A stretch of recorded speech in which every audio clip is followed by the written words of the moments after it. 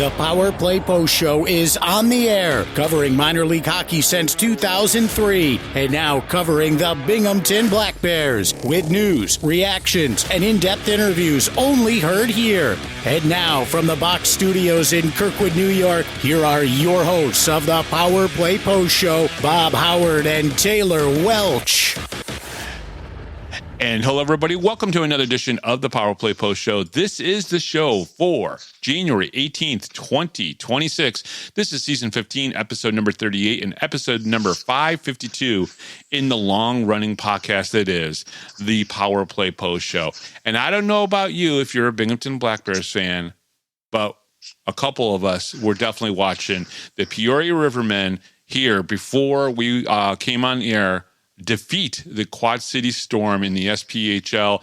It was a final in overtime, but a familiar face did get his first win in the SPHL, and that was Connor McAnanama, who also was the second star of the game after saving, I think it was 28 of 29 shots. And his teammate, Corey Dennis, got 2 goals. He got the first goal of the game, and he got the last goal of the game. So congratulations to Connor McAnanama from us here at the Power Play Post Show on getting your first win. I am your host, Bob Howard. She is Taylor Welch. And Taylor, I know I didn't get to see the end of the game. I got to see the first 2 periods, and I think you got to see like a period and a half in the overtime. What were your thoughts of watching that SPHL game? The quality of the play was a little bit different than what you see with the Black Bears. I think a lot more physical. But what were your thoughts of this game? I was actually it was very interesting to me because watching Peoria's power play kind of reminded me a lot of ours, actually. Okay. Kind of watching them get set up in that way. But it definitely is. It's a lot more physical.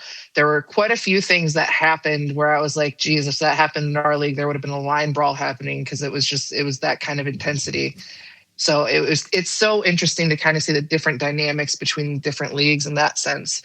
But it was interesting. The overtime it happened pretty quickly, and again, it was a crazy goal that they got in. But definitely awesome to see McAnanama get his first win out there. He looks like he fits right in, and that's just awesome. And it seems like he's got a great team. Yeah. No, without a doubt, he has. They're a very good team. They're the number 1 team in the SPHL right now. So he went from one good situation to another good situation, and we're only hoping the best for him. Now, does that mean that the Black Bears are in a bad place? No, I'll tell you why right here.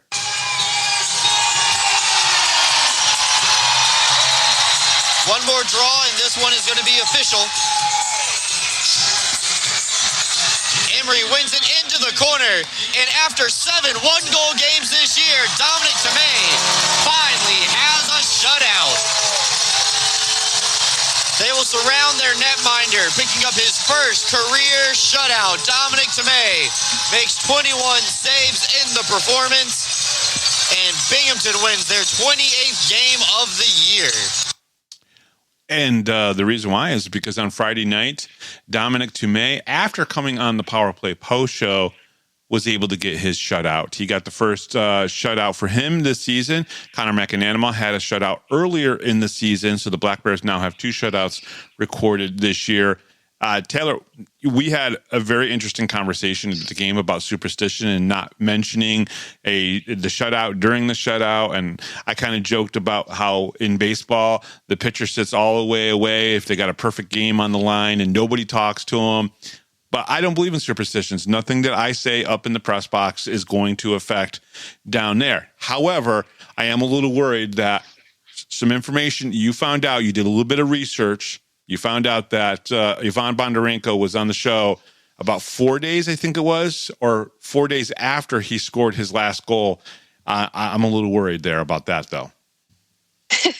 Yeah, I wanted to look into it because we did have quite a lengthy conversation about superstitions. Yes. On the upside of that, I'm glad that I'm not the only one that believes in them, but I do think that only the goalie parents are the ones that believe in them for good reason. I mean, to be a goalie parent, that's got to be hard enough as it is. Yes. But yeah, it was I was already looking into Bondarenko's numbers because he's got a point in 24 games. So I was like, well, I'm already here looking at the numbers. I might as well look back and see when the last time he got a goal. And then I looked to see when he was on the show, and I was like, oh, they were right next to each other, huh? And the funny thing is, we really want Bondo to get that eighth goal, and of course Chicho Lathland to get a goal.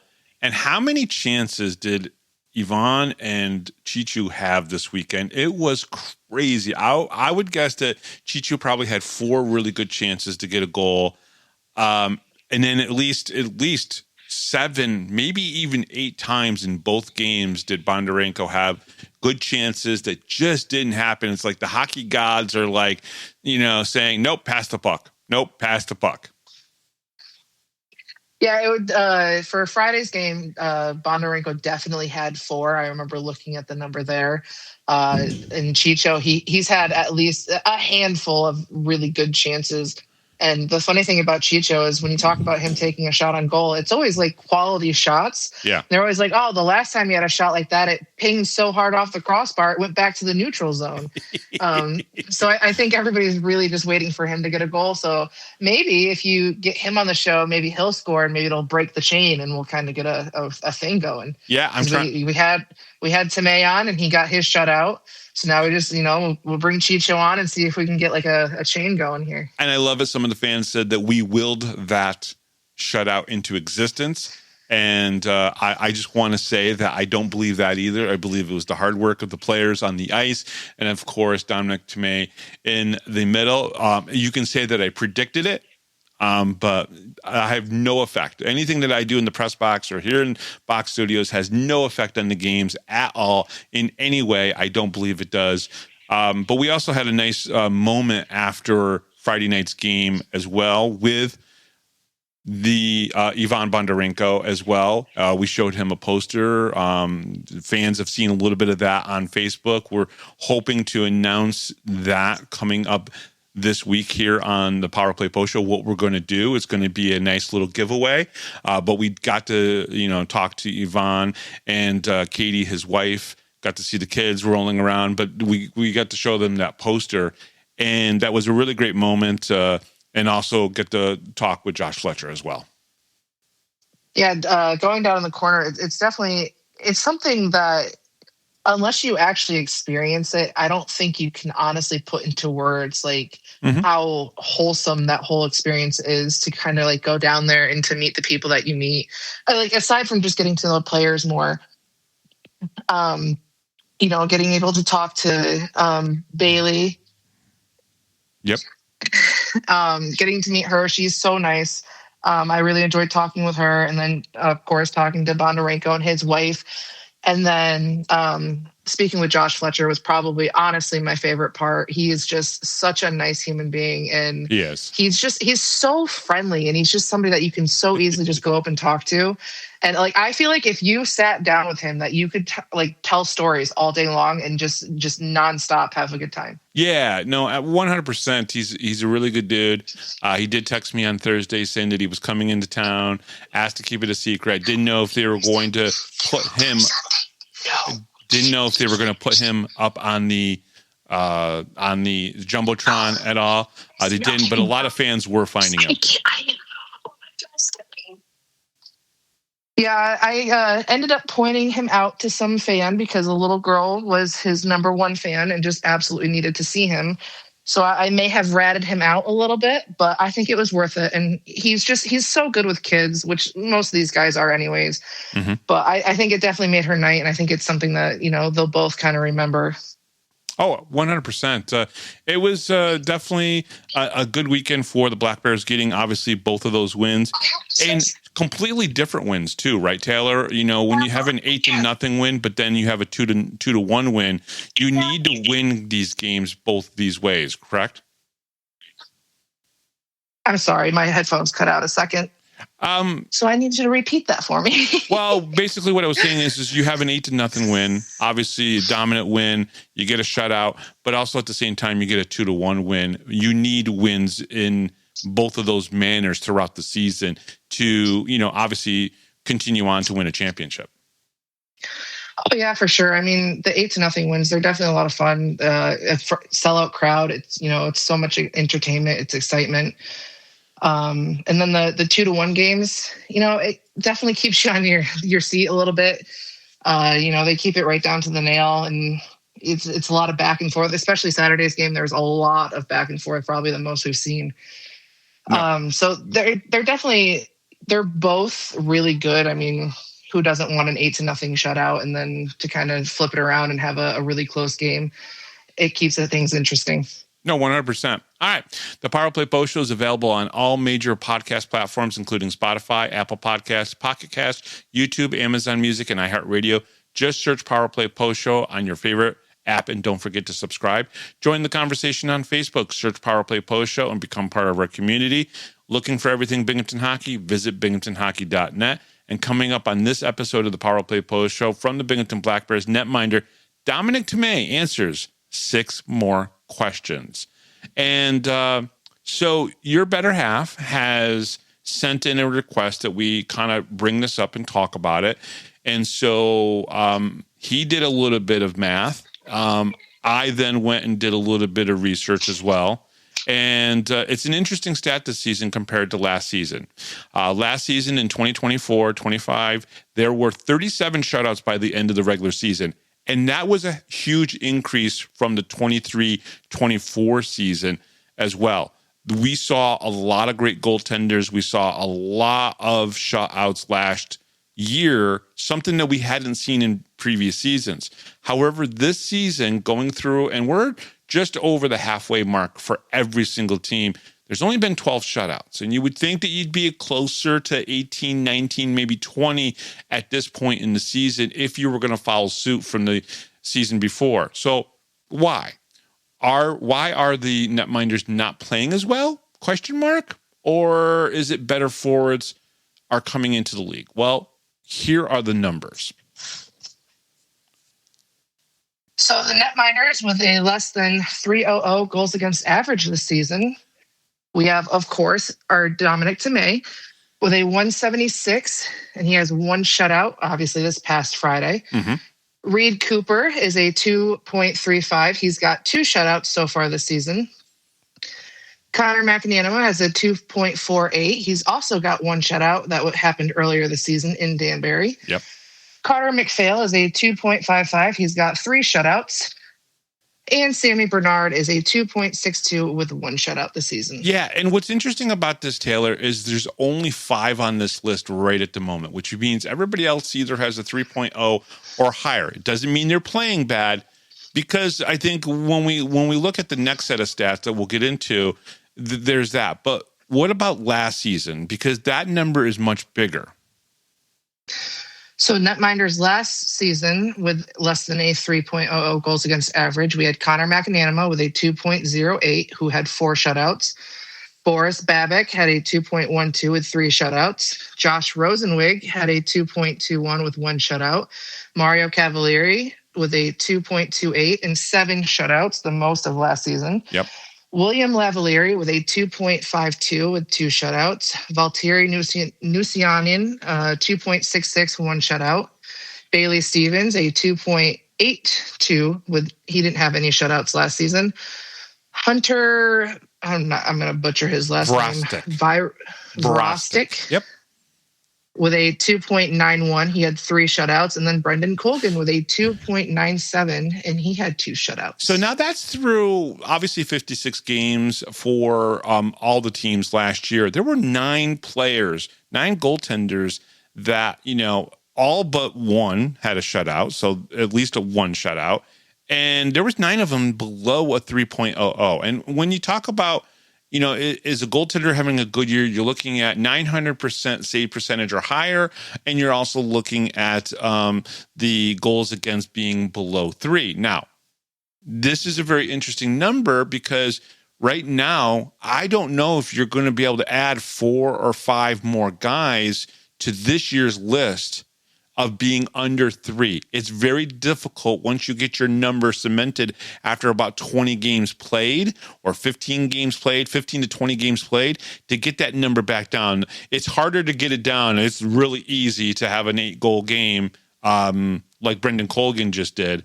And, the number creeps up there really fast, and it's very tough to get it back down again. It takes multiple games. So I find these two sets of numbers interesting because there were definitely more goaltenders last year with the numbers that are better. But it doesn't mean the goaltenders, because you and I both talked about this beforehand, and we both kind of agree. We think that the forwards just look better and are playing better this year. And some of it's because some of the SPHL and ECHL guys coming down to play here. Yeah, and even on top of that, I mean, how many games this season between, we'll take this past weekend even. Yeah. Friday night we had an 8-0, and then Saturday night it's a 2-1. I feel like that's happened a lot more consistently this season with every other team, where they might have a great game the previous night and then a really close game the next night. Yeah. Or there's been a lot of overtimes and that kind of thing.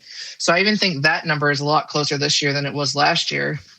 Yeah, for all the teams in the league. Yeah, and the Black Bears have had that. Now, when we look at some of these numbers, and I'm not going to rattle them all off here, but if you look at this year, CJ Stubbs obviously has the most goals scored in the league right at the moment with 24. He's done that in 32 games, which means he's got a .75 goals per game average. Well, what does that mean? It means that basically you're dividing how many goals someone has by the amount of games they've played. And it kind of gives you how many goals per game that they are scoring. He's basically 3/4 of the time, he's scoring a goal. And, the highest right now is Ryan Hunter, who's got 21 goals in 23 games. That's a .91, so he's almost a goal per game. The important thing here is when you do the average right now, the top 11 guys in the league right now, so Stubbs 24 goals down to 20 goals. That's how I kind of broke it up. And there are 4 guys with 20 goals, including Mac Jansen from the Binghamton Black Bears. The average of those 11 guys is almost the same as basically CJ Stubbs, which is a .74 goals per game. Now, this is where it gets interesting, Taylor. Last year, when you take the top 10 guys scoring goals in the league through the whole season, some guys played 56 games, 55. I think the lowest amount was 46 games. So it's a 10-game difference there, okay? When you take a look at that and you look at the goals per game average, first of all, when you look at that final column, and you have that in front of you right now, you can see that it seems like lower numbers anyways, right? So it doesn't surprise me when you see that last year goal scorers were only scoring .69. So basically almost a half a goal less last year versus this year.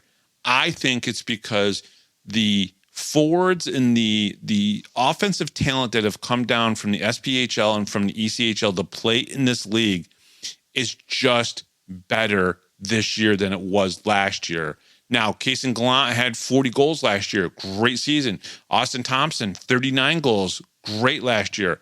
But still, when you look at the average, it's a half a goal difference. That's a lot of goals when you basically talking about 56 games. Yeah, it definitely is. And I guess to some extent, this doesn't surprise me that much just because I've looked at, CJ Stubbs and Gavin Yates, and they're shaping up to have probably the best season they've had in their entire career. Right. So it definitely doesn't shock me to know that, this season they're getting more goals per game. But even that, it's so impressive to kind of see what little changes are made from previous season to this season. And, the beginning of the season, you and I constantly talked about, could they possibly be any better? And then, there's stuff like this happening where you're looking at the numbers and it's proving that the league itself is getting more talent. It's getting better. It's just all around. It's shaping up to be just better than the previous season. Can I ask a question that I didn't prepare for? I don't have any solid evidence on this, but I'm kind of curious on your thoughts on this as well. I'm wondering if the talent in the league is getting better at a quicker pace than, and this is a topic that a lot of people have been talking about this past weekend and even the weekend before.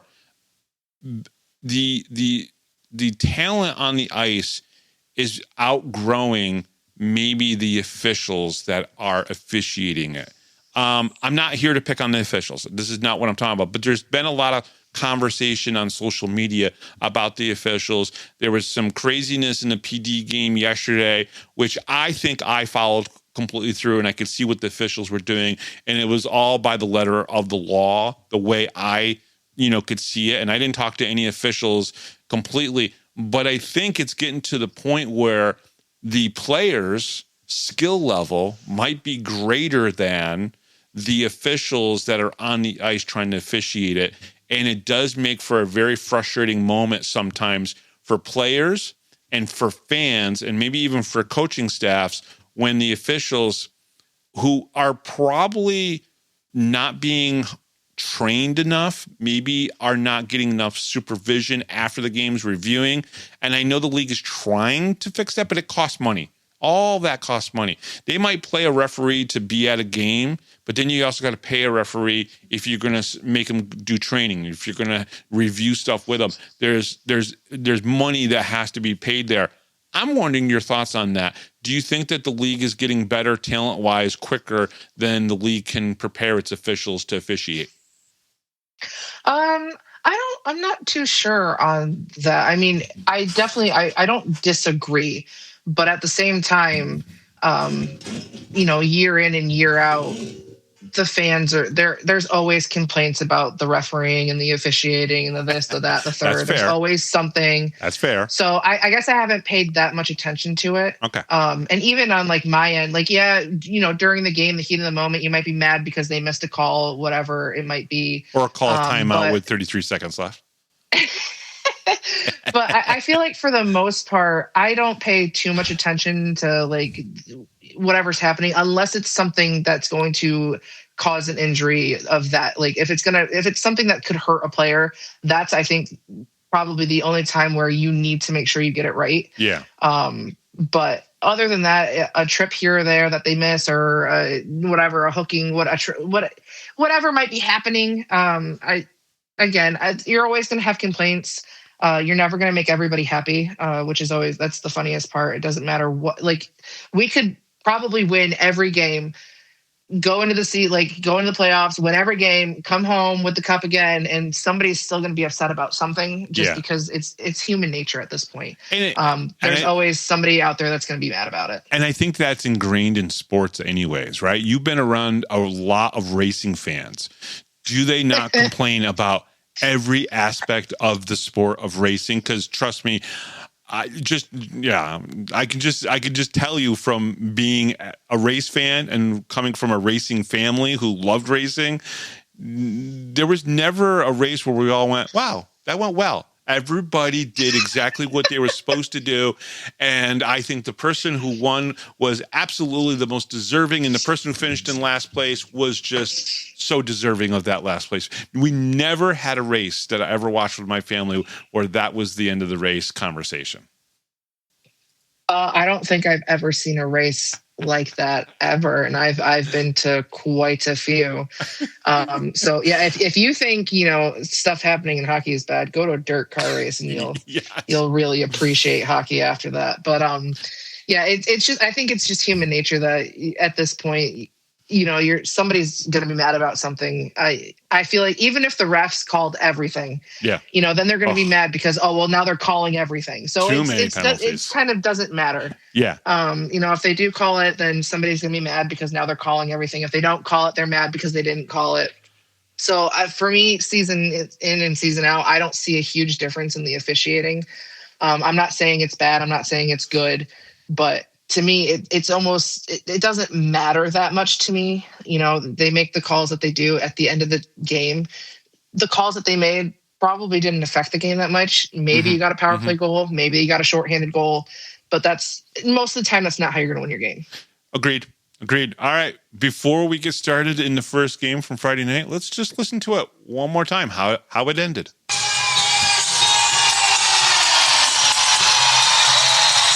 One more draw, and this one is going to be official. Emery wins it into the corner, and after 7 one-goal games this year, Dominik Tmej finally has a shutout. They will surround their netminder, picking up his first career shutout. Dominik Tmej makes 21 saves in the performance, and Binghamton wins their 28th game of the year. All right, I'll let you take it away. Lights out. Binghamton nets 8 in perfect shutout victory. January 16th, 2025. Visions Veterans Memorial Arena, game 31 of the season. Watertown Wolves at Binghamton Black Bears. First period, Gavin Yates opened the scoring for the Black Bears just 21 seconds into the period, tallying his 21st goal of the season. Binghamton extended the lead later in the frame when Zach Sirota netted his 11th of the season at the 12:42 mark, making it 2-0. Yeah, scratches in this game were Mac Jansen and Jacob Shankar. I've been told that nothing serious with Mac Jansen. Starters is Gavin Yates, Kyle Steffen, Nick Swain, Cam Servone, Dan Weber, and Dominik Tmej. Taylor, they started the third line of both the defense and the offense. I was a little surprised by this, but I think it turned out pretty well because Gavin Yates scores that first goal. Yeah, I can't say I was surprised. I mean, we constantly keep talking that we have 3 first lines. So to me, it doesn't matter who they start. And in all honesty, it doesn't matter who they start. And even sometimes when they mix up the lines, like especially if, like Jansen was out, so they might have, moved some people around when it came to power plays and stuff like that. It doesn't seem to matter where these guys play. They all work so well together. They do.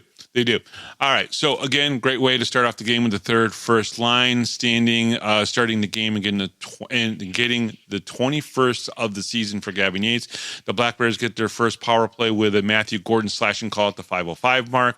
Kyle Steffen and Ivan Bondarenko showed their frustrations after missing a few good chances by both players. Good start for the Black Bears, dominating chances. The puck possession and the takeaways was really good on Friday night. They also dominated in missed chances as well, right? It could have easily been a 5-0 game by the end of the first period. Yeah, I don't think anybody's surprised that the Black Bears came out of the first period with just absolutely dominating puck possession. It seems to be like their MO, honestly. Every first period I'm kind of more shocked if the other team has good quality chances at all going into the first period. Yeah. Power play opportunities, Binghamton 0 for 2, Watertown was 0 for 0. Shots on goal, Binghamton 20 and Watertown 7. Tyson Kirkby extended the Black Bears lead to 3 with a backhand shot past Wolves goaltender Brendan Colgan, scoring 57 seconds into a power play opportunity with Quinn Shevers serving a slashing minor. With Adam Zimmerman in the box for delay a game, Binghamton capitalized again as Scott Remker scored the team's second power play goal of the period to make it 4-0 with 7:25 remaining. Still on a 2-man advantage, Austin Durazios added his 14th goal of the season to push the lead to 5-0 with 2:10 left in the frame. Nick Swain closed out the period with his 12th of the season, giving the Black Bears a 6-0 advantage with 12 seconds on the clock. Yeah, 3 power play goals, I think it was, in that second period, Taylor. I mean, just you just can't give the Black Bears that many opportunities. They're going to kill you. Yeah, that's the one thing that surprises me about Watertown is because I truly think that Watertown, they have good players on the team. I think they could be a great team, honestly. But the amount of penalties that they were taking against us was shocking to me because you gave us a lot of opportunities. Again, we have the number 1 power play. That was crazy to me. At the 10:01 mark of the period, the Black Bears went on a 5-on-3 kill after Dan Weber got called for holding and Gavin Yates got called for running his mouth. No, unsportsmanlike conduct. That's what it says in the score sheet. But we know Gavin. He's got a mouth, and he's not going to deny that at all. And I love it. I love it about him. He's like, because when you talk to him, you said something about like Josh Fletcher's really, really nice guy, right? When you talk to Gavin Yates, he's so nice. So what the hell happens on the ice that he just turns into a madman? It's hockey. That's what hockey does. But he gets an unsportsmanlike penalty. Black Bears killed the full 2 minutes, 5-on-3. Adam Zimmerman took a delay of game penalty at the 12:26 mark. Ramaker scored at the 12:35 mark. I think that's 9 seconds was needed to win the faceoff. A couple passes later, and it's Ramekers for the goal. A 4-goal period, 3 on the power play. The Nick Swain scoring his 12th of the season, 5-on-5. Quietly moving up in the ranks of goal scoring is Nick Swain. I'm telling you right now, by the end of the year, Taylor, he's going to have like 20, 25, maybe even above 25 goals. And no one's going to be talking about it. No one's going to be thinking about it except for someone like me who watches these things. But he's quietly moving up there. And he's good. Yeah, I've noticed the last like 2 games. Like I actually almost wrote about him for, both impact players from the weekend, just because watching him on the ice, he moves the puck and has such hockey IQ on the ice that he honestly, if you didn't know that he was a rookie or that we just got him last year, you would think that he was on par with these, like Garrett Sargis, who's a veteran, and, all the guys that we have that are pros. Like you would think that he came in with them. Yeah. And his hockey IQ really kind of facilitates that, right? Like when you know where to be, you know where to send the puck, you know how to deke a player, it just makes you look older than you really are. No, it's true. It's true. A couple 5-on-3s for both teams in the period. His penalties picked up in the middle period. Ivan Bondarenko's point streak continued to 23 games as he got another assist in the game. Power play opportunities, Binghamton 3 for 4 in that period. And then Watertown was 0 for 3. Shots on goal, Binghamton 16, Watertown 10. Totals at this point through 40 minutes was Binghamton 36 and Watertown 17. Zach Sirota added the Black Bears' 4th power play goal of the game at the 8:11 mark of the 3rd period, recording his 12th of the season, while Trevor Newman served a kneeing minor. Kyle Steffen finished the scoring with his 5th of the year, extending the lead to 8-0 with 7:32 to play. The win improved Binghamton's record against Watertown this season to 10-1-0. Binghamton outshot Watertown 52-21 and earned its 5th sellout of the season, drawing 4,893 fans. Okay, so I don't know if I actually put it in my notes here because I was kind of trying to, I don't want to rant about it too much. I still do not understand why he took a timeout with 33 seconds left. Justin Coachman, if you're listening, if anybody from the Wolves is listening, which I don't think anybody but Jeff Barrett probably is, and Jeff Barrett probably did not talk to Coachman on Saturday about something like this because it's so stupid. But I just don't understand why he took a timeout with 33 seconds left to go. Maybe he told his players, because this is what I heard from a couple of the players on the Black Bears. Well, maybe he just wanted to settle his guys down so they didn't do anything stupid. Okay, all right, fine. That was one thing. The other one was like, well, maybe he was trying to come up with a game plan, even though they were going to be on the penalty kill, to try to get a shot on goal on Dominik, which should try to break up the shutout, which they did get a shot near the end. They did get a little bit of a breakaway. I just was like, going, come on, you're making your guys sit there for a minute, looking up at that scoreboard going, we just got our asses beat 8-0. He's making us stand here even longer. And to me, it didn't make any sense in the world. And I might have been a little irate about it because I was like, this is like so stupid. I would say a little more than a little, to be fair. This is how you can tell the huge difference between how long Bobby's been in hockey compared to myself. I'm very green to hockey compared to Bobby, and I was unfazed by the timeout. It meant nothing to me. And Bobby was up in the press box, like basically pacing, like he was standing up, pacing back and forth, just could not fathom the idea of taking a timeout when the score is 8-0 and there's 33 seconds left and you're on a penalty kill. And he was it was a very funny moment for me. I was having a great time. Well, but let me ask you, let me do it this way. Let me do the opposite. What if Brant Sherwood, up 8-0, goes on the power play with 33 seconds left, calls a timeout? Wouldn't people be freaking out about the insanity of, wow, you're trying to set it up so you can run up the score to try to get 9 goals in the last 33 seconds? Is that what you're trying to do? I mean, wouldn't people be irate about it? So I'm trying to figure out what is it about that moment in time that he calls the timeout.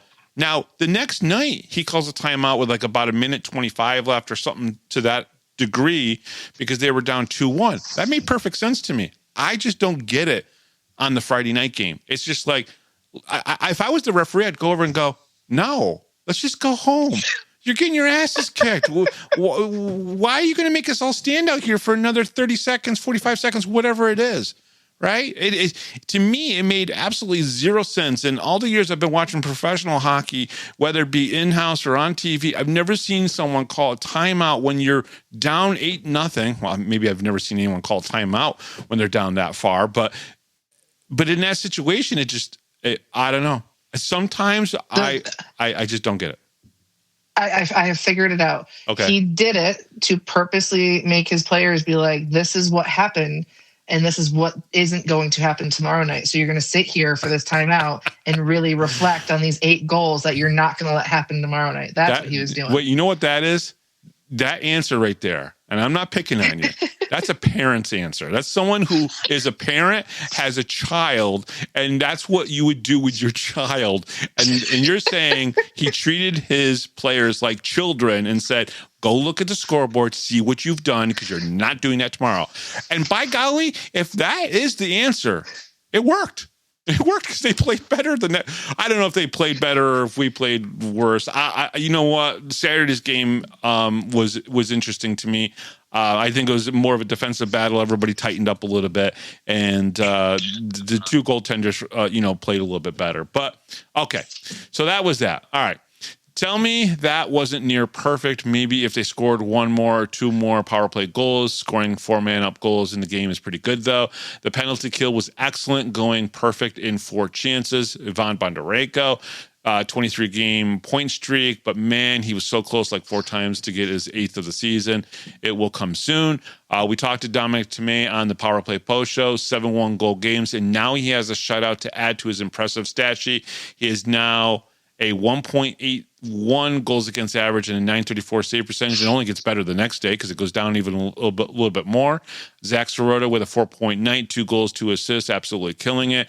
Hopefully Kirkby will be okay for the next day, which he was, after the impressive backhand goal. And it was an impressive goal. The way he shot that, if you go back, fans, if you don't remember, Tyson Kirkby had a beautiful, but it looked like he was holding his arm funny. Hopefully it was a little sore. I know you and I did some review of the video afterwards, and it did look like he was in some pain after that goal. Yeah, it definitely looked like it was like an immediate thing. Like maybe it just moved wrong and it was a funny feeling or whatever it was, but it was almost an immediate reaction. Yeah. I know he did leave the ice for a little bit. I don't even remember when he came back out, but he obviously he played in Saturday's game, so yeah, wasn't anything too bad. Yeah. But yeah, the goal definitely, you could sit there and watch it over and over and over again and not get sick of it. Especially Colgan's little hands up in the air after he scores is the little cherry on top. If you really need something interesting to watch. What can I do? What do I got to do? What I mean, and listen, we can pick on Colgan all day long, but the problem is, 2 years ago, he had some of the best numbers in the league, and now he can't. It's so crazy. But goaltenders in some cases are only the product of the people in front of them. And I'm not taking away from what goaltenders do. And please, if you're a goaltender listening to this, don't call me and yell at me. Most of you guys know that you got to have a good defense in front of you. You are the last line of defense, and you can't be perfect all the time. All right. Black Bears are now 10-1-0 versus the Wolves this season. They have more wins versus the Wolves than any other team this year. And, of course, they increased that the next night. They have won 10 against the Wolves, and Danbury, they've won 9. And obviously, if you're listening to this now, they've actually won 11 against the Wolves. Black Bears and Wolves play on Saturday night at the Watertown Municipal Arena with a puck drop of 7:30. I didn't really need to read that because it's already happened. Power play opportunities, Binghamton was 1 for 4. Watertown was 0 for 1. Shots on goal was Binghamton 16, Watertown 4 in that third period. They just couldn't get any opportunities. Binghamton 52 on the night and Watertown 21. Taylor, let's talk about the numbers. I really appreciate the fans that get a kick out of me reading this because of the constant, had a 2-point night, had a 3-point night, had a 4-point night. You're going to say that a couple times. At least the fans are enjoying it because it's definitely a lot of repetition. These Black Bears like to give you a lot to talk about. Tmej perfect. Sirota's 4-point night leads to Black Bears 8-0 win. Zach Sirota scored his 11th and 12th goals of the season and assisted on 2 others for a 4-point night. Hey, Taylor. Nick Swain. Taylor, can you stop there for a second, just for 1 second? There was a little bit of controversy about Zach Sirota's first goal. A lot of people thought it was Garrett Sargis that scored the goal. It was called that way. I do know that a lot of times Brant Sherwood and other coaches will go to the off-ice officials once they've discussed it, sometimes in intermissions, and say, hey, listen, did you touch the puck? Did you not touch the puck? That type of thing. And they do kind of try to get that right, and they do that within the team atmosphere. And it's not just the Black Bears that do it. Other teams do it as well to try to make sure that the goal scorer or the integrity of the game is kind of followed in that sense. So I know a lot of people thought Garrett Sargis, because even I thought he had that goal. I didn't think Sirota touched it, but apparently he did. So that's why he got that 11th goal in the beginning of the game. Garrett Sargis, we all thought he had it, but it was actually Zach. Thanks for clearing that up, because I know even I think during the game, Jeremy was like, that was Sargis's goal. And I was like, well, it's not how they called it. I don't know what to tell you. Yeah, usually when the change happens later on, it's because, Brant and the team have talked, and, Zach and Garrett, probably, conversed about it as well. And then they let the off-ice officials know. Oh, it's great to know. Okay. Nick Swain scored his 12th goal of the season, assisted on 2 others for a 3-point night. Scott Ramaker scored his 6th goal of the season, assisted on another for a 2-point night. Gavin Yates scored his 21st goal of the season, assisted on another for a 2-point night. Austin DeRazio scored his 14th goal of the season, assisted on another for a 2-point night. Kyle Steffen scored his 5th goal of the season. Tyson Kirkby scored his 11th goal of the season. CJ Stubbs assisted on 2 goals for a 2-point night. Ivan Bondarenko assisted on 2 goals for a 2-point night and extended his point streak to 23 games. Dominik Tmej saved 21 of 21 shots, earning his 14th win of the season, his first pro shutout, and improved his record to 14-1-0. The Black Bears improved their record to 28-3-0, with 82 points, cementing them in the first place in the Empire Division. Yeah. So, a good game. Listen, I don't think you could get more perfect. Maybe you convert a couple more power play goals because you got so many opportunities. But I don't think they got. My final thought on this is I don't think Watertown had much more. And I wrote about this in my day after game report on Saturday morning. I don't think they had much more than like maybe 4 or 5 quality grade A chances. And it doesn't mean Dominik Tmej didn't have to work for the other 17. He definitely did for the saves. I just don't think they had the best looks on Tmej that they could have had if this game was a little bit different. Well, I remember even the one breakout they had. I don't remember. I think it was Adam Zimmerman maybe had the breakout, and they came in, and obviously Tmej made the save. And I remember immediately after that, you were like, I wasn't even worried. Yeah. So I think that says something, because at the beginning, a couple months ago, we were worried. Seemed like the only way they were scoring on the Black Bears were the breakaways, and now the breakaways are coming. We're like, yeah, we're unfazed now. Yeah, I mean, I think people can still score on us with the odd man rushes and the breakaways, but just that one particular one there, when I was watching it going, I was like, well, Tmej's seen this all the way, and that's the big thing. I mean, that's what we saw with Connor McAnanama tonight. He just was tracking that puck really well for Peoria, and you could just see how laser focused he was and how laser focused he is almost all the time when he was doing that in Peoria. But Dominik Tmej is one of those guys that's kind of like Connor in that sense where he can get laser focused. And that's very, very important when it comes to, the games. I also got to see Dominik after the game on Friday night too, which was kind of nice. So we got to say hello to him. So we saw Josh Fletcher, Ivan Bondarenko, Dominik Tmej, Wyatt. Yeah, Wyatt. Yeah, that's right. Yeah, we saw Wyatt. Wyatt's mom, Trish Freelander, gave me a nice hat with a little.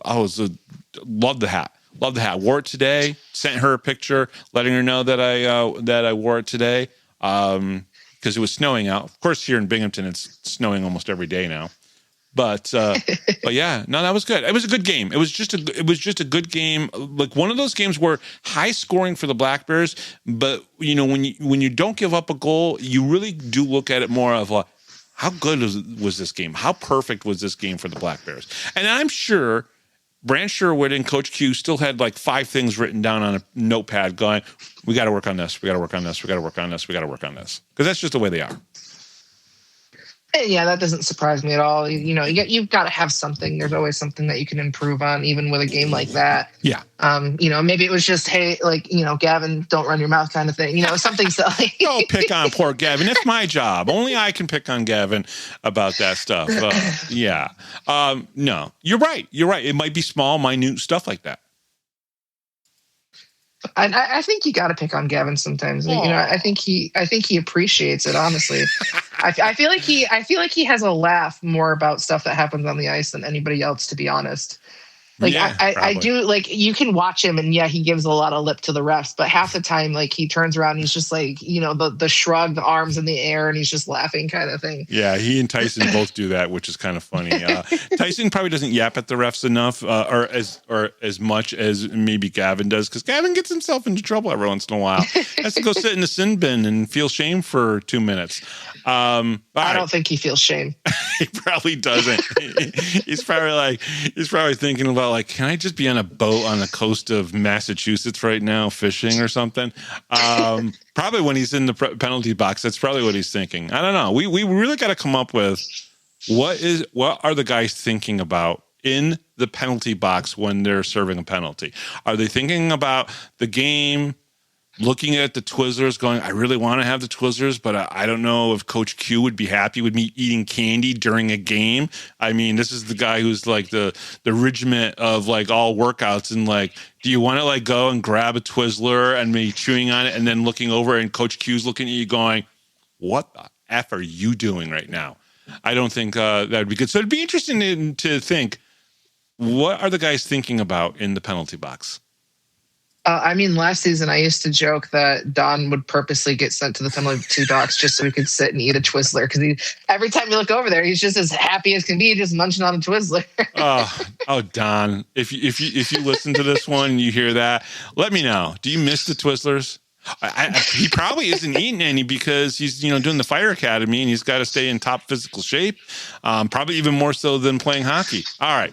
Coming up next here on the Power Play Post Show, 6 more questions with Dominik Tmej. We'll be back after that right here on the Power Play Post Show. Hi, this is Don Biggs from the 92-93 Binghamton Rangers. Hi, this is Brandon Buczynski. This is Grady Wittenberg, the voice of the Binghamton Senators, and you're listening to the Power Play Post Show.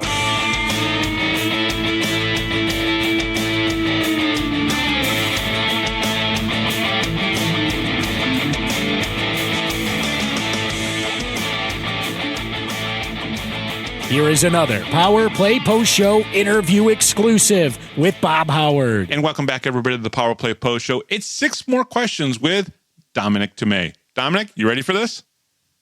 I think so. Okay. I hope so. Perfect. All right. They're pretty easy. Don't worry about it. All right. Number 1, who was the greatest influence on your hockey career? I would probably say my dad, just because, watching him play growing up, it always made me want to play hockey. Mm-hmm. So that would probably be the biggest one. And then I'd probably say the coaches who didn't believe in me. Really? It's a great way to look at it, though. Yeah, I just love proving people wrong. So if they didn't want me or send me down, I hope I get to kind of shove it in their face one day. No, absolutely. I totally understand that. Now, your dad, we didn't talk about this before. Was your dad a forward, defenseman, goalie? He was a defenseman. So my brother was a forward, my dad defenseman, and I'm a goalie. So we decided to all spread it across the board. That's awesome. All right. Number 2, what is your dream job outside of playing hockey? I always wanted to be a lawyer.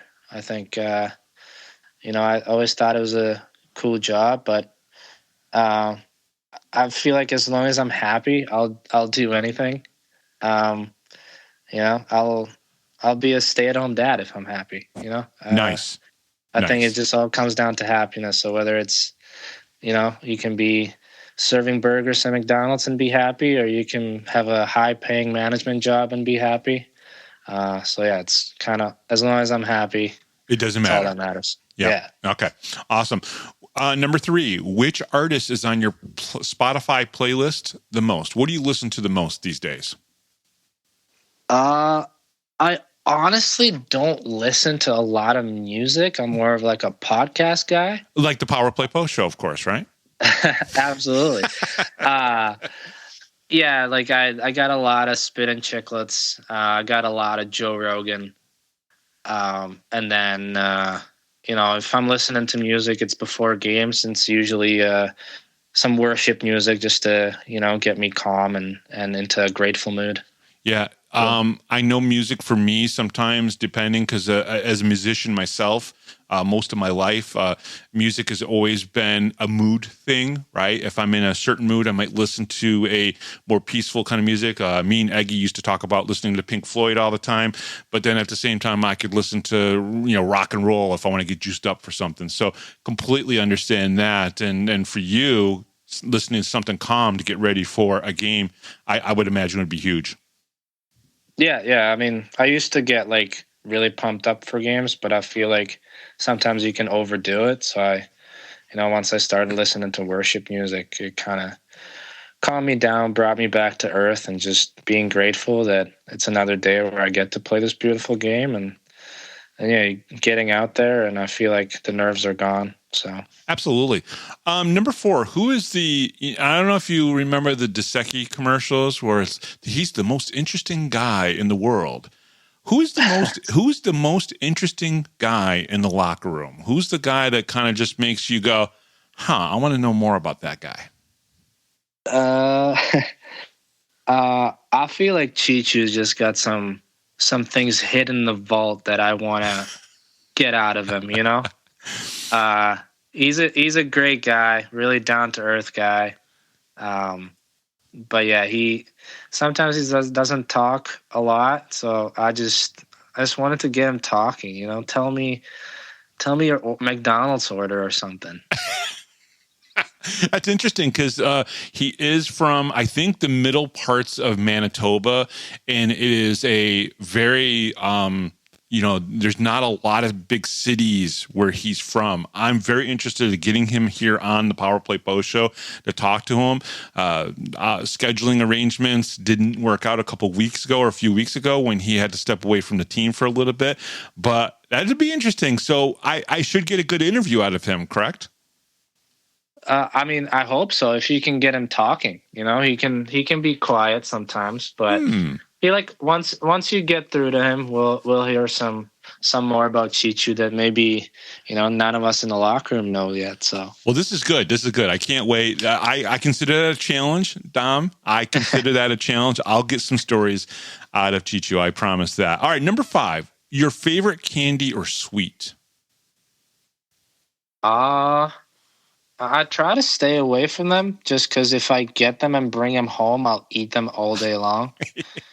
But probably like Twizzlers or Reese's Pieces are for sure up there. Well, it's too bad you can't go to the penalty box. They always have Twizzlers in the penalty box. And you as a goaltender, you don't get to go in there. So during breaks or a penalty, you don't get any of those. There was one game where I asked for one and they gave me a Twizzler. So did they really? Yeah, I'm well aware where the candy are at the rink, and they will be seeing me again one day. Oh, that's awesome. That's awesome. Did one of the players grab it for you? No, I just knocked on the door and pointed towards the Twizzlers, and they were like, "Yeah, you can have some." So I took one. That's awesome. All right, number 6, the last one. A zombie outbreak has happened, and you're locked in an ice hockey arena. Who's the one person, dead or alive, that you would want in there with you? Oh, it could be anybody. Give me Bear Grylls. Give me Bear Grylls. He knows how to survive in the wilderness. Mm-hmm. Yeah, I feel like he'd be great he can build a shelter because I feel like I'm not like a handyman at all. Right. I don't think on my own I would survive long. So I need somebody who can get food for me, scavenge, build a shelter. And then you'll just basically take care of me. And then you'll help with all the rest of the stuff then. Yeah, I'll be the backpack guy. I'll carry the heavy stuff, and he can just run around and get everything. Yeah, absolutely. Dom, thank you very much. Thank you also for, like I said, sometimes at the end of the games, you go into the middle and you do, you kind of probably thank Jesus for allowing you to do what you do.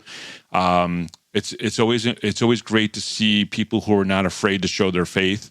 And I just want to commend you for that and doing that. I know a couple of the guys from the Black Bears will come out every once in a while and do that with you, but you've also welcomed players from other teams as well. Have you always done that? No, I think this is actually like the second year that I've been doing it, because I kind of been, I don't want to say scared, but kind of timid with my faith. Sure. And then, kind of seeing how many people come to the games, I kind of just wanted to proclaim it even more, and just not be afraid to show who I really am.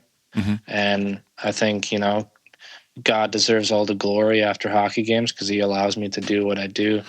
And I don't want to be afraid to show that I'm a believer. And anyone from our team and opposing teams are always welcome to come and pray with us. So I hope they know that, and we'll get more of a crowd, giving all glory to God. Great. Tom, it's a great thing. Thank you very much. God bless you. And thank you very much for coming on. And I can't wait to meet you in person. I'll come down. I'll say hello. I'll find you. I know what you look like. You probably don't know what I look like. So it's easier for me to find you. But thank you very much for everything you've done with the Black Bears and so far here on the Power Play Post Show. We appreciate it. Yeah, absolutely. Thank you so much for having me, and God bless. All right. And we'll be right back right after this, right here on the Power Play Post Show.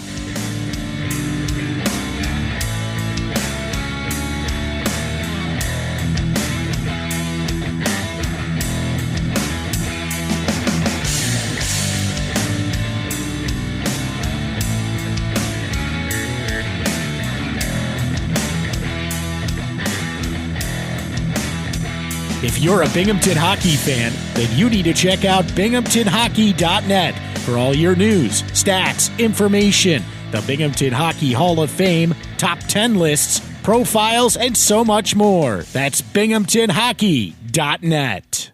You're listening to the Power Play Post Show. And welcome back, everybody, to the Power Play Post Show. That was Dominik Tmej answering 6 more questions. We want to thank Dominik for coming on the show.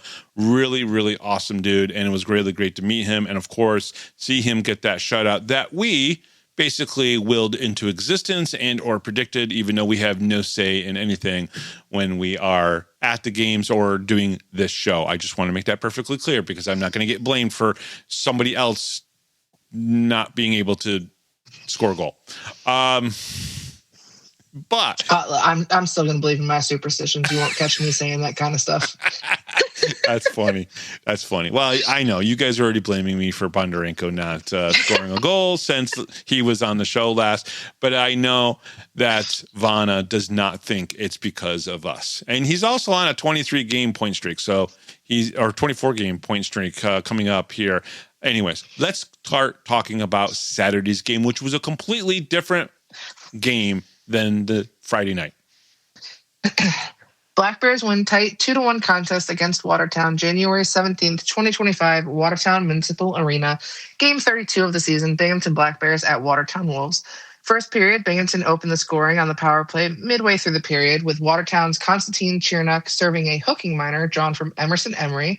Doesn't surprise me there. Nope. CJ Stubbs buried his 24th goal of the season at the 8:25, marking his 9th of the man-up advantage. So, I mean, you made a kind of a little small point there about Emerson Emery, but this is what we see from like Zach Sirota, Emerson Emery. When they go out there, you know, especially Emery, who probably doesn't get as much playing time as Sirota, being that Sirota is now the second-line center, you know, they go out there and they make these plays that draws penalties to help the team. And you have to, you know, give credit where credit's due, right? Sirota gets the goal, but, you know, Emerson, or not Sirota, but who did score this goal? Oh, CJ Stubbs. Stubbs scores the goal, but Emery really kind of put the play in motion, so to speak, right? And it's really important to take note of that. Yeah, and I think he did it more than once in this game, if I remember correctly. Maybe not. Maybe this is. I remember I wrote in my notes, and I could probably look back and check it, about him, taking a hit and drawing a penalty from it. And we constantly talk about how disciplined the Black Bears are, and it seems like the further we get into the season, the more disciplined they are. Because we've seen Emery drop the gloves a handful of times so far this season, and now we're watching him, take hits and get penalties, and it just. If you're going to keep giving the Black Bears chances, they're going to end up scoring on you. They really are. They really are. Okay, scratches in this game was Gavin Yates. Don't know anything about what's going on there. Mac Jansen and Jacob Shankar. Starters in this game were Emerson Emery, Kyle Steffen, Nick Swain, Dan Weber, Cam Servone, and Dominik Tmej. Basically the same starters except for no Gavin Yates, so they slot Emerson Emery in there. They also only played 9 forwards in the game instead of having the 10 forward because the other guys were out at this point. Black Bears get their first power play opportunity at the 7:46 mark of the first period, leading to a CJ Stubbs man-up tally, his 9th power play goal of the season and 24th overall. The Black Bears were on a 5-on-3 for just under 2 minutes. Wolves kill the 5-on-3 up until Sorota took a penalty, leaving the Black Bears on the PK for about 10 seconds on the back end of that. The Black Bears PK is so good. The Wolves got no shots on goal during a power play. Not a lot to say about the period. The Black Bears got their best chances and the lone goal. I do think that the Wolves played better in the first period than they did the first period of Friday night's game. Lathland got another good look at the end of the period, but is still scoreless so far this season. Power play opportunities, Binghamton 1 for 4, Watertown 0 for 1. Shots on goal, Binghamton 13 and Watertown 4. And again, Taylor, I still believe that even though Watertown only had 4 shots on goal, we only scored 1 goal in the game in the first period. I still thought Watertown looked like they played better than they did the night before on Friday night. Yeah, Watertown definitely, if you compare the two games just on Watertown's side, they seemed like they were, in better positions in Saturday's game compared to how they were in Friday's game. Now, do you think that necessarily the Black Bears didn't play as good in Saturday's game versus Friday's game? Or do you think that the game just ended up playing differently? Like, Black Bears got all the opportunities in Friday night's game and they scored a lot of goals, right? And Dominik Tmej came up big, made all the saves. But in Saturday's game, it seemed like it was more of a defensive battle where the Black Bears controlled the puck a lot in the game, but it seemed like defensively, Watertown was able to kind of limit the grade A chances so they weren't able to score a lot. Yeah, I definitely don't think the Black Bears were pplaying bad by any means. It kind of watching the game, there was a lot of back and forth. And you kind of almost expect that in Watertown. It's almost weird to play in Watertown. I don't know why. I don't know if it's the atmosphere. I don't know if it's just the arena or what it is. But it just seems like the games are always so much different in Watertown compared to in Binghamton. And so I definitely don't think that Binghamton was playing poorly in any aspect. They were doing a lot of defensive zone draws, and that was kind of something that Brooks said a ton on the broadcast. I remember it seemed like every other draw, or most of the draws, especially during the second period, were in our zone. And I think to have Watertown kind of outshoot us in that area was kind of shocking. But yeah, I don't think the Black Bears are playing bad, and I don't know if maybe it's just because we didn't have that extra forward, and that it made a bit of a difference, and maybe that's why having a 10th forward is such a good thing. Yeah. Because I didn't even pay that much attention to, we didn't have that extra guy to kind of slot in there when you needed it to. So maybe that played some kind of difference. I don't know. Yeah, maybe. All right, second period.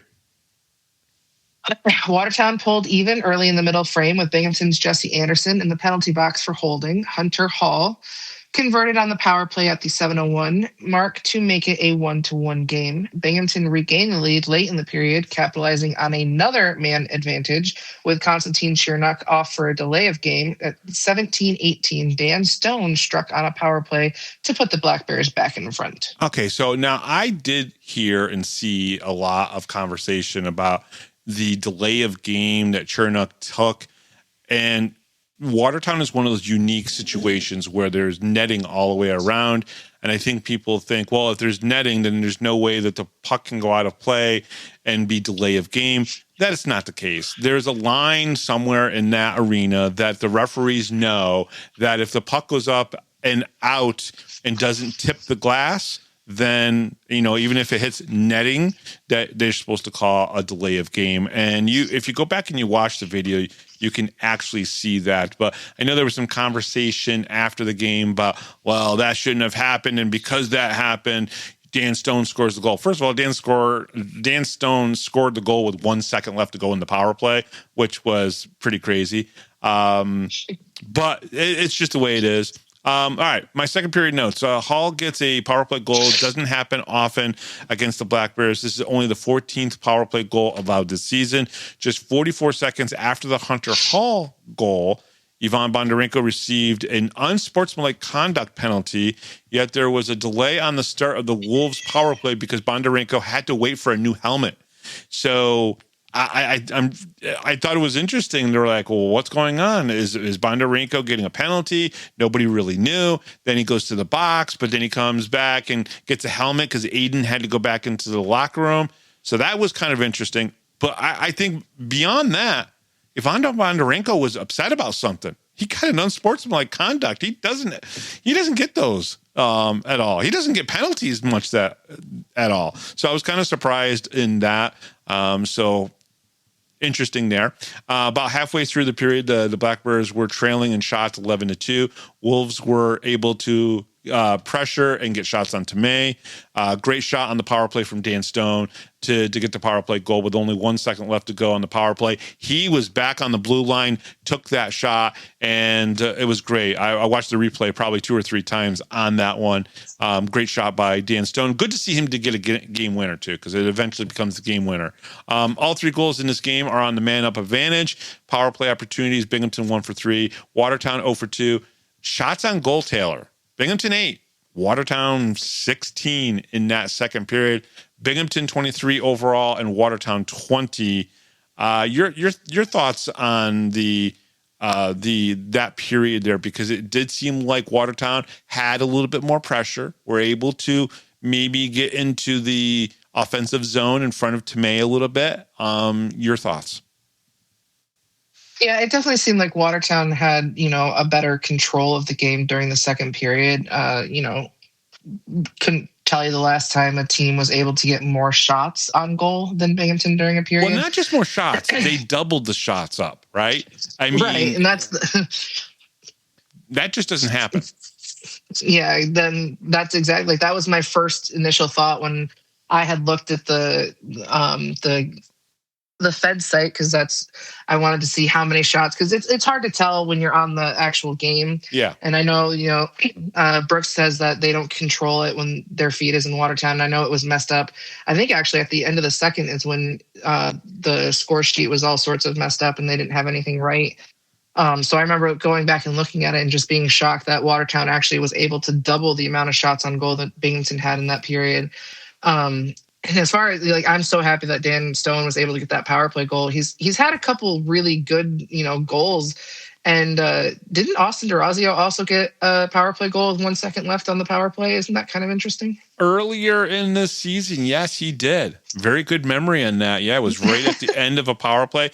And listen, what you're taught when you're a defenseman and you're on the blue line and you're part of the power play unit, you got to know what time it is. You got to be looking up at that clock to know that if the puck comes your way and there's going to be a guy shooting off the ice, you want to make sure that you protect the position of the puck to make sure that there's no breakaway leading the other way when the guy comes out of the penalty box, but also at the same time, take that last shot. And we see where it's been effective this year because D'Orazio and Stone have both gotten like that 1 second left to go in the power play goal. And that's pretty impressive. And great memory on your part to remember that. Well, that, and, to have it towards the end of the period as well, kind of, I'm sure when Watertown got their goal and it was tied 1-1, that they thought maybe they could go into the third period with it being tied, and it would be, a really interesting third period. So for Stone to get that goal late into the second there, I think it kind of helped kind of ease maybe any of the tension of, we're going to go in the third period and now we're tied and it's going to get, crazy. Because that's my first instinct when a game is that close, is that you're going to go into the third period and it's either all chaos, it's going to be chaos nonstop, or it's not going to be anything. Yeah. I feel like it's either absolutely insane or it's not. It doesn't seem like there's anything in the middle when a game is that close and you're going into the third. Yeah, and I think what happened really honestly in the third is that Binghamton played really well defensively, and they just basically shut down Watertown. And that's just it. I think this is something that Brant Sherwood would probably agree with, maybe Coach Q would agree with. You might get one good period against the Black Bears, right?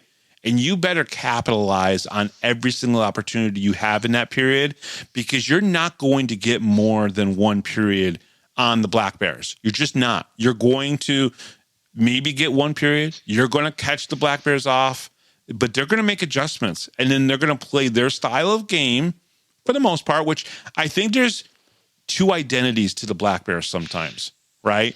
I think there's the identity of we're going to not necessarily run and gun it, but they're going to move the puck north to south, east to west, west to east, that type of thing, and get that passing back and forth as they're coming into the zone, and they're going to score goals. Or they're going to play the game like they did on Saturday night in the third period, which was very defensive-minded. And they were just not going to let Watertown have a lot of good chances, and they certainly did. But let's talk about the third period.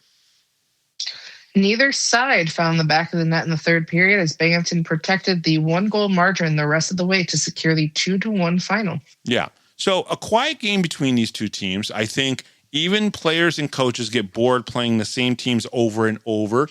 Either that, or I'm projecting that into my analysis of the game. As we all know, and this is something that I have no problem with, I don't like playing 17 games against another team. I don't like playing 16 teams against another team. And then 2 years ago or 3 years ago, whenever it was, so we played Danbury 18 times.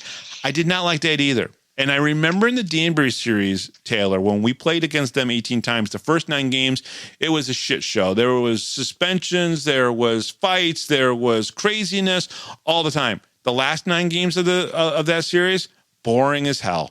Because even the players and the coaches and everybody involved was just like, okay, we've seen these guys. Yep, on Danbury's case, they've already kicked our ass like 9 times.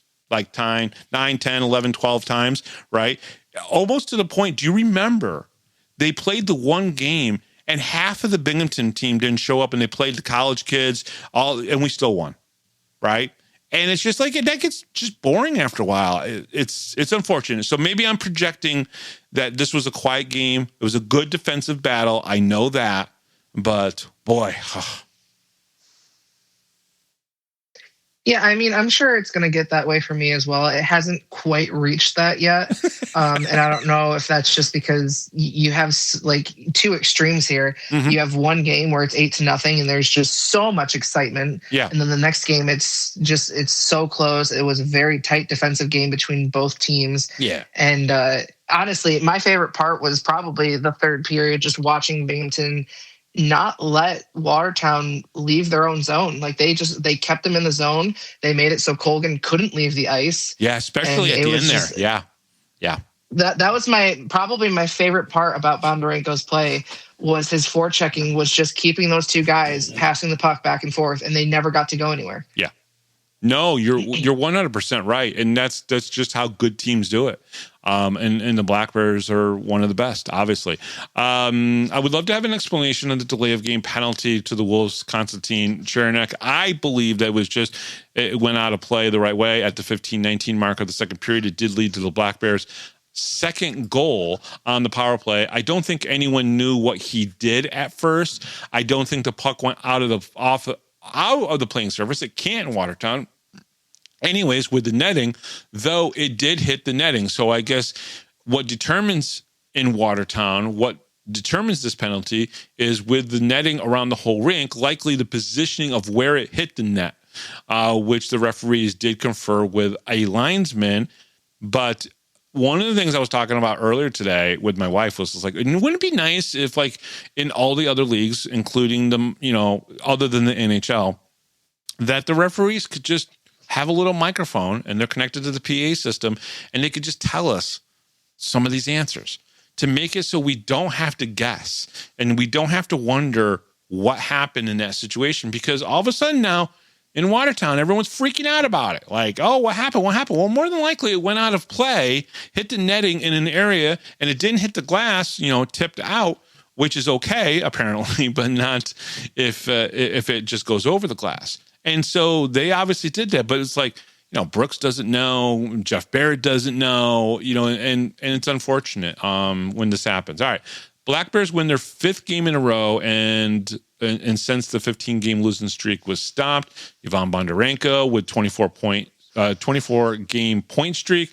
The Black Bears improved to 11-1-0 versus the Wolves this season and have 5 more games versus the Wolves, which will all be played up in Watertown. Which I'm sure you guys will probably get to a game or two, maybe near the end of the season. Power play opportunities, Binghamton 0 in the third period, and the Watertown Wolves were 0 for 1. Shots on goal, Binghamton 9, Watertown 8. Totals were Binghamton 32 and Watertown 28.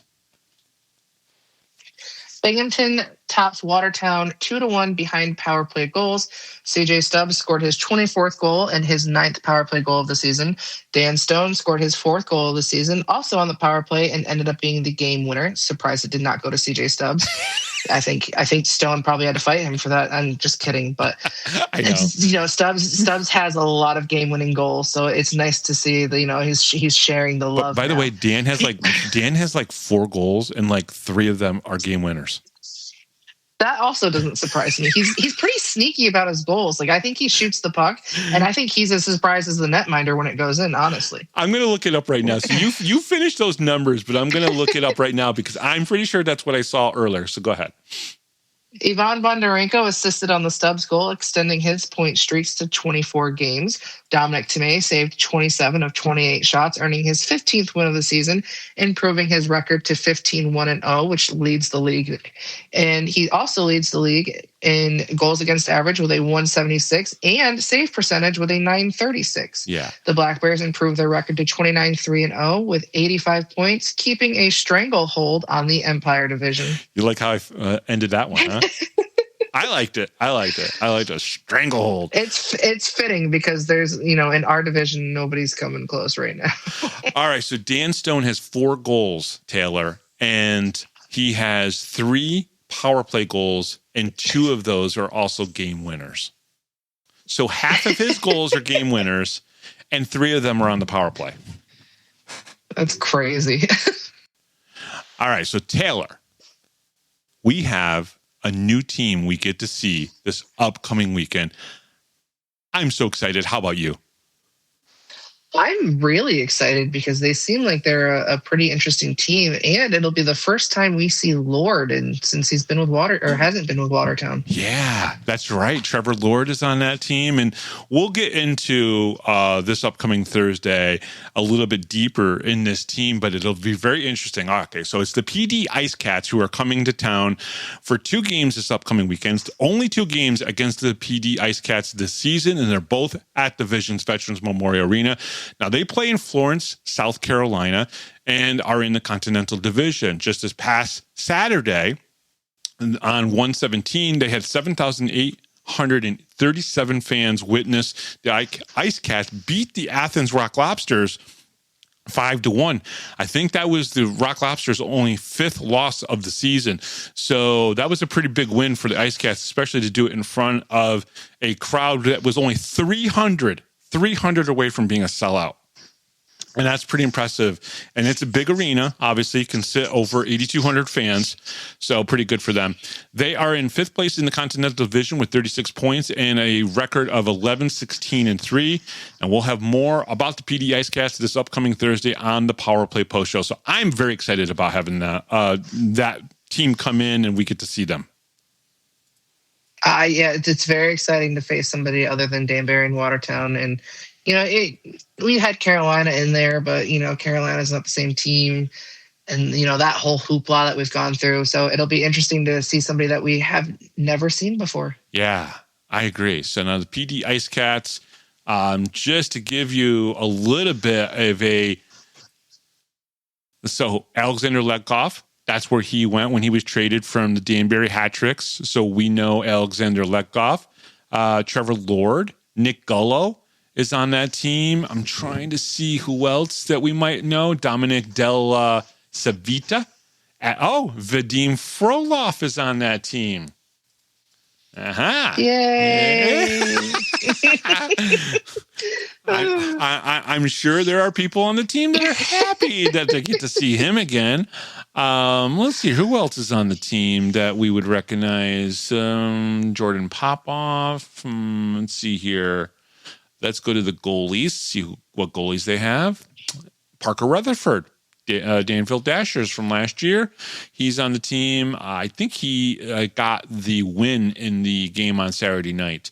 So very, very interesting. PD Ice Cats coming to Binghamton this upcoming week. I'm hoping, and I don't know if he listens to the show, but Scott Brand, who is the general manager of the PD Ice Cats, really nice guy. I've had a couple conversations with him on Facebook. He has managed different teams throughout this league, from Columbus to Motor City. He was the one really trying to help Motor City get going.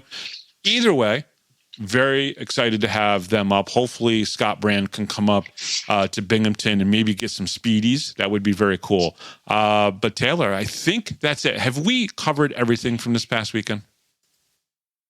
Yeah, I believe so. I mean, all the excitement that we've had and getting to see some of the players, and we got a very exciting weekend this upcoming weekend, 2 home games against a team that we've never faced with some familiar faces. Yeah. So it's going to be fun for the fans and the Black Bears. And even for the Power Play Post Show, because we might have something new and exciting going on this week that I think the fans are really going to enjoy. Yeah. So Thursday, we'll probably on Wednesday, some point on Wednesday, we're going to announce a little fun, playful giveaway type of thing that we're going to do here with the Power Play Post Show, something that Taylor has worked very, very hard on. And I'm very excited for us to iron out the last few details that we have of that. So stay tuned to the Power Play Post Show Facebook group, and we will definitely let you know how you can participate in this, and it's going to be a lot of fun, and it might give you some old school radio giveaway vibes to it, and that's what we are hoping for, and we totally appreciate it. So if you're still listening to the show this late, that's an important part of this. So just remember that. All right. The Power Play Post is available on all major podcast platforms, including Spotify, Apple Podcasts, which Taylor's mom is now subscribed to the Power Play Post Show, and hopefully we'll be listening on a weekly basis. Pocket Cast, YouTube, Amazon Music, and iHeartRadio. Just search Power Play Post Show on your favorite app, and don't forget to subscribe. Join the conversation on Facebook, search Power Play Post Show, and become part of our community. Looking for everything Binghamton Hockey? Visit binghamtonhockey.net. Thank you to Rob Lepolis, our MC, John Petitucci, our musical director, and from the Binghamton Black Bears, netminder Dominik Tmej, for answering 6 more questions. I am Bob Howard. She is Taylor Welch. And we'll talk to you next time right here on the Power Play Post Show.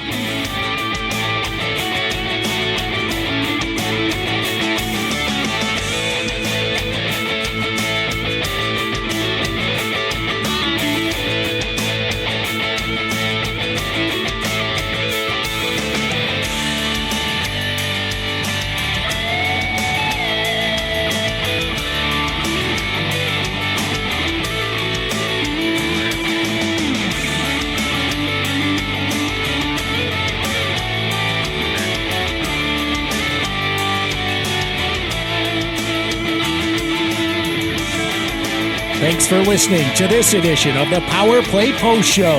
Be sure to tune in next week to the Box Studios Radio Network for all the latest Black Bears news and interviews from around minor league hockey. The Power Play Post Show would like to thank John Patitucci for all the music you hear on the show. You've been listening to the Power Play Post Show.